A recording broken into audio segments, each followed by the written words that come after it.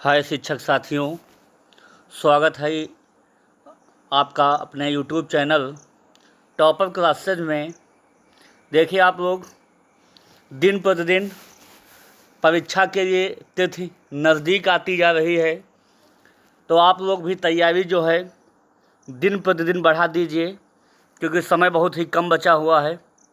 आज हम लोग बिहार सक्षमता परीक्षा के लिए हिंदी के कुछ महत्वपूर्ण प्रश्नों को लेकर आया हूँ, जिसके क्वेश्चन बेहद ही इम्पॉर्टेंट हैं और विगत परीक्षाओं में पूछे गए हैं। चलते हैं हम लोग आज के इस पहले क्वेश्चन की तरफ। पहला क्वेश्चन है, निम्नलिखित में से कौन सा शब्द संज्ञा है? बताना होगा। इस पर ऐसा प्रश्न आता है परीक्षा में कि हम है, कि खेलना है, कि पढ़ना है, कि वाह है। बताइएगा आप लोग, कौन सा शब्द संज्ञा है? देखिए, अगर हम लोग संज्ञा की बात करें तो संज्ञा वो होती जो किसी व्यक्ति, वस्तु, स्थान आदि का जो है बोध कराती है, उसे हम संज्ञा कहते हैं। तो इसमें हम जो है एक सर्वनाम है। क्या है? सर्वनाम है। सर्वनाम उसे कहते हैं जो शब्द संज्ञा के स्थान पर प्रयोग किए जाते हैं, उन्हें हम लोग क्या कहते हैं? सर्वनाम कहते हैं। खेलना एक प्रकार की क्रिया है। क्या है? क्रिया है। पटना क्या है? पटना एक व्यक्तिवाचक संज्ञा के अंतर्गत आ जाएगा। ऑप्शन नंबर इसका सी सही जवाब हो जाएगा। वह भी एक प्रकार की क्या है? वह भी एक प्रकार की क्या है? सर्वनाम है। क्या है? सर्वनाम है। तो इस हिसाब से जो है पटना में कौन सी संज्ञा हो जाएगी? ये व्यक्तिवाचक संज्ञा हो जाएगी। समझ में आ गया होगा आप लोगों को। अगर वीडियो अच्छी लगे तो आप लोग चैनल को लाइक कीजिएगा और सब्सक्राइब कीजिएगा और अपने जो भी शिक्षक साथी हैं उनमें शेयर कीजिएगा। अगले क्वेश्चन पे हम लोग चलेंगे। अगला क्वेश्चन है कि माता पिता में कौन सा समास है? अव्ययी भाव समास है, कि द्वंद्व है, कि द्विगु है, कि तत्पुरुष समास है? अगर देखा जाए तो माता पिता का विग्रह हो जाएगा माता और पिता। माता और पिता हो जाएगा। तो इस हिसाब से जो है यहाँ पे दो शब्दों को आपस में जोड़ने का काम कर रहा है। या तो और आ जाए या तो या आ जाए। अगर इन दोनों शब्दों में से कोई आ रहा है विग्रह करने पर, तो वहाँ पे जो है द्वंद्व समास हो जाता है। इसके अलावा एक पहचान और है, आपको योजक चिन्ह देखने को मिलेगा, वहाँ पे द्वंद्व समास हो जाता है। अव्ययी भाव समास वह समास है जिसमें उपसर्ग आपको देखने को मिलेगा। इसके अलावा द्विगु समास में जो है संख्यावाची होता। कैसा होता है? संख्यावाची होता है। इसमें द्विगु समास कहा जाता है। जैसे चौराहा हुआ, नौवतन हुआ, इस हिसाब से पंचवटी हुआ। जिन शब्दों में संख्या होती है उसे हम लोग द्विगु समास कहते हैं। तत्पुरुष समास में जो है कारक चिन्हों का जो है प्रयोग किया जाता है, वहाँ पे तत्पुरुष समास होता है। तो समझ में आ गया होगा आप लोगों को। अगले क्वेश्चन पे हम लोग चलेंगे, देखेंगे। अगला क्वेश्चन है, रसोई घर में कौन सा समास है? अव्ययी भाव समास है, कि द्वंद्व समास है, कि द्विगु समास है, कि तत्पुरुष समास है? देखिए, रसोई घर का अगर हम लोग विग्रह करेंगे तो हो जाएगा रसोई के लिए घर। क्या हो जाएगा?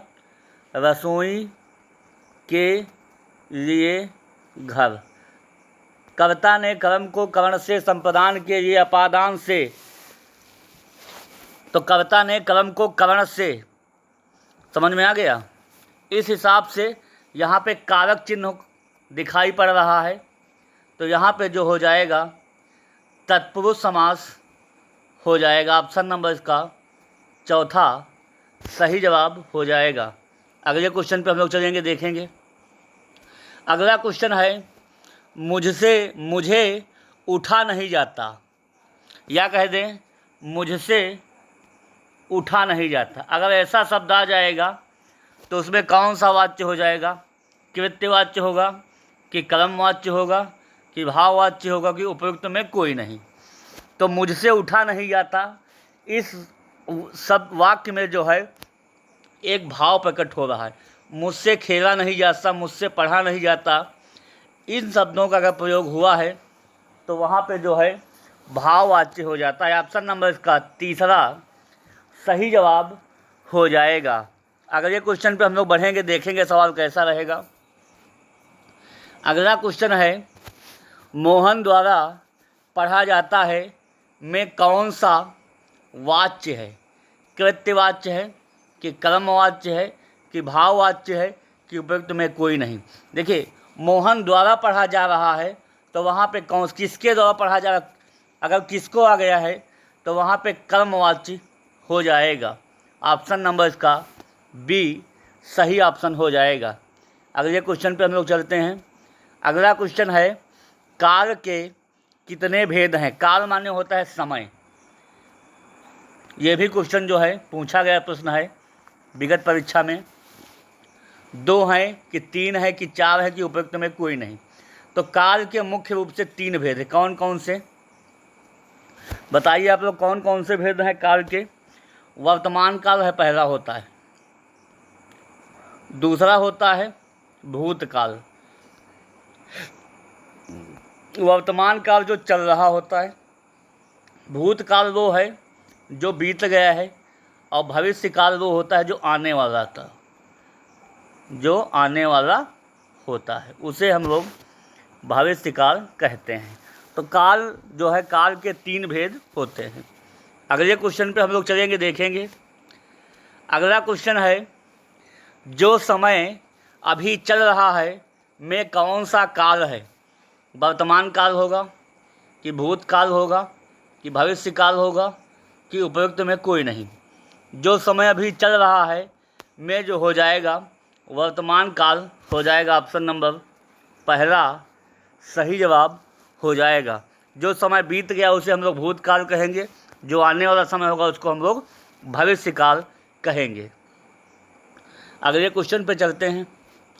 अगला क्वेश्चन है, विद्यालय में कौन सी संधि है? दीर्घ संधि है कि गुण संधि है कि वृद्धि है कि यण है?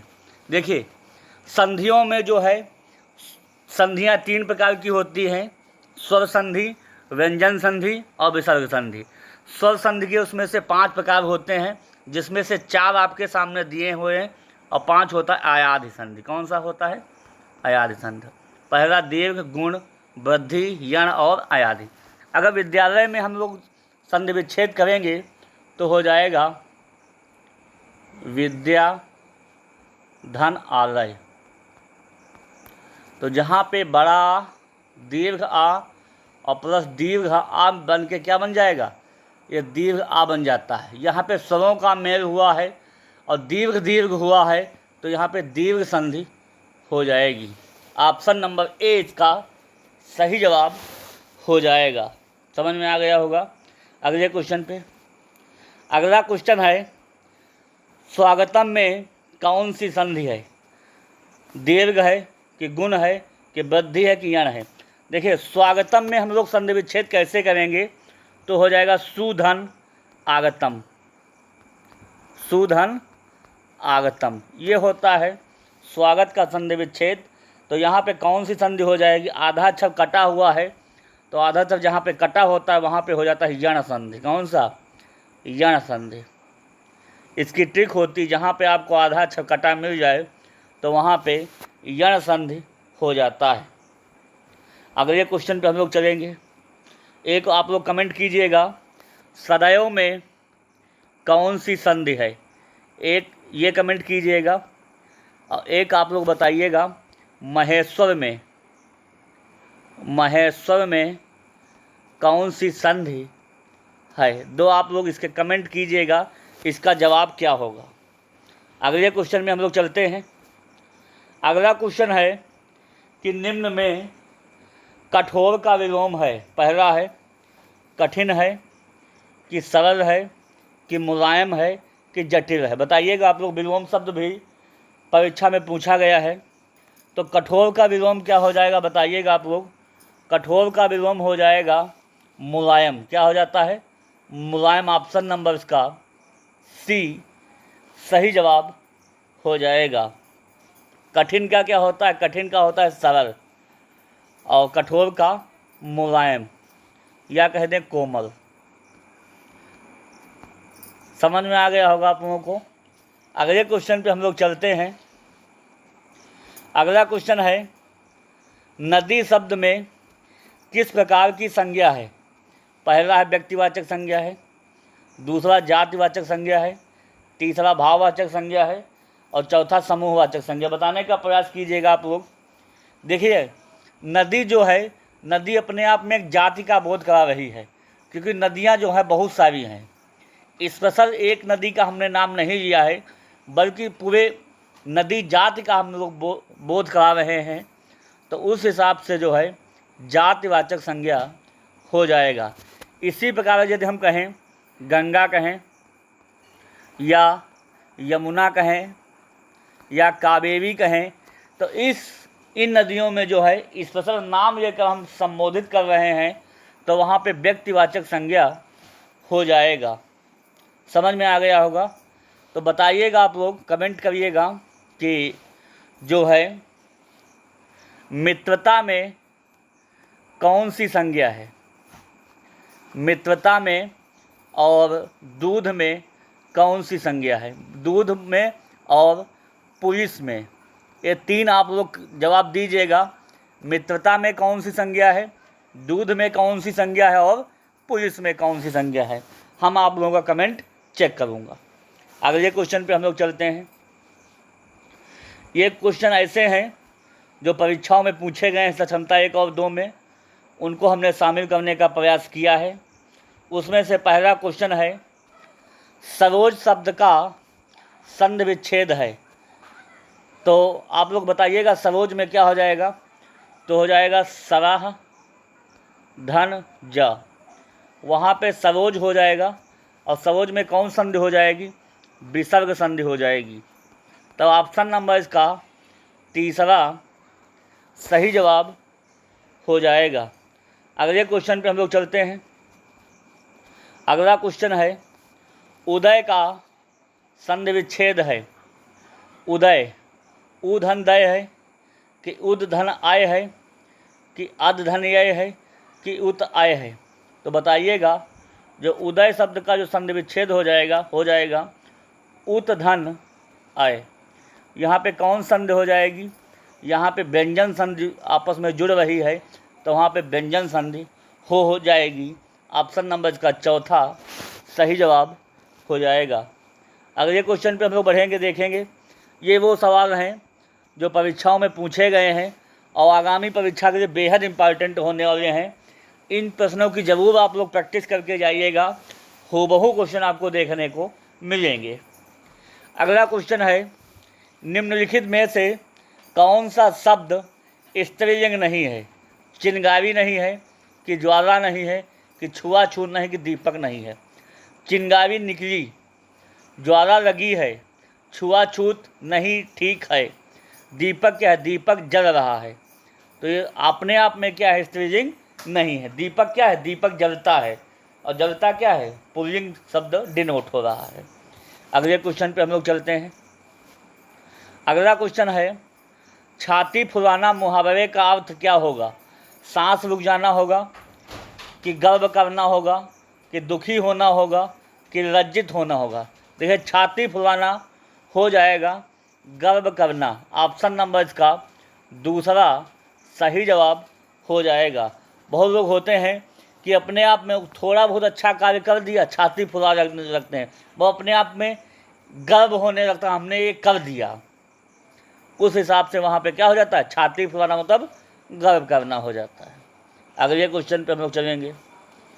अगला क्वेश्चन है, सम्राट शब्द का स्त्रीलिंग है। सम्राटी है कि सामग्री है कि राजकुमारी है कि रानी है? देखिए, रानी काट दीजिए, राजकुमारी काट दीजिए, ये दोनों ऑप्शन आपको काट दीजिए। अब मामला बचा 50-50 का। हम आपको ये भी बताएंगे कि अगर आपको क्वेश्चन का जवाब नहीं आता है तो कैसे हम सटीक तुक्का लगाएं, इस पर भी हम एक वीडियो बनाने का प्रयास करूंगा। देखिए, मामला 50-50 का है। अगर ऑप्शन को एलिमिनेट करना जान गए तो आप बाजी मार ले जाएंगे, मतलब 120 प्लस आपके नंबर हो जाएंगे। बस एलिमिनेट कैसा करना है उस चीज़ को हमको पकड़ना होगा। देखिए, सम्राट का स्त्रीलिंग रानी हो नहीं होगा और राजकुमारी नहीं होगा, कौन सा होगा ज़रा ध्यान दीजिएगा। सम्राटी में लोग सोचेंगे सम्राटी होगा, मगर ये भी नहीं होगा। सम्राट का होता है सामग्री। ऑप्शन नंबर इसका दूसरा सही जवाब हो जाएगा। अगले क्वेश्चन पे हम लोग चलते हैं। अगला क्वेश्चन है, जी चुराना मुहावरे का अर्थ है काम में मन लगाना, बहुत काम करना, काम से भागना और काम पूरा करना। तो इस हिसाब से जी चुराना मतलब हो जाता है काम से भागना। बहुत लोग होते हैं, बहुत सारे शिक्षक ही होते हैं जो पढ़ाने के लिए इधर उधर करवाते रहते हैं, बल्कि नहीं करना चाहिए। बच्चों का भी भविष्य है और आपके ही सहारे वो विद्यालय आते हैं। तो कोई भी कार्य शिक्षण संबंधित हो या विद्यालय संबंधी हो, उसमें जो है जी नहीं चुराना चाहिए, मतलब काम से नहीं भागना चाहिए, क्योंकि मेरा एक दायित्व दिया गया है, उस हमें निभाना है। अगले क्वेश्चन पे हम लोग चलते हैं, देखते हैं। अगला क्वेश्चन है, बपौती में मूल शब्द है क्या है? बपौत है कि बाप है कि बप है कि बपौ है? देखिए, बपौती आप में अपने आप में एक शब्द है, तो बपौ होगा नहीं, बप होगा नहीं, बपौत होगा नहीं, क्या हो जाएगा? बाप। तो बपौती शब्द का क्या हो जाएगा? बाप हो जाएगा, जिसे हम लोग पिता कहते हैं। कहते नहीं बपौती आपकी क्या? ये भी आप लोगों का सही हो गया होगा। अगले क्वेश्चन पे हम लोग चलते हैं, देखते हैं। तो ये कुछ प्रश्नों की श्रृंखला समाप्त होती है। सेशन कैसा लगा आप लोग कमेंट कीजिएगा। ऐसे ही चुनिंदा प्रश्नों को देखने के लिए हमारे चैनल से जुड़िए और अपनी तैयारी को मजबूत कीजिए। अगर कहीं कमी रह गई हो तो मुझे बताइएगा, मैं उसे सुधारने का प्रयास करूँगा। मैं भी एक आपकी तरह छोटा मोटा भाई हूँ और मैं भी शिक्षा के क्षेत्र में सेवा कर रहा हूँ आपकी तरह। तो जो भी मेरा अनुभव है इस टीचिंग क्षेत्र में, उससे मैं आपको साझा करता हूँ। आपको भी जो है उच्च स्तर तक पहुँचाने का प्रयास करूँगा। तो ठीक है, आज के लिए इतना ही। अगली क्लास में मैं कुछ कहने सुनने का प्रयास पुनः करूँगा। तब तक के लिए धन्यवाद। तैयारी को मजबूत कीजिए। Okay, thank you.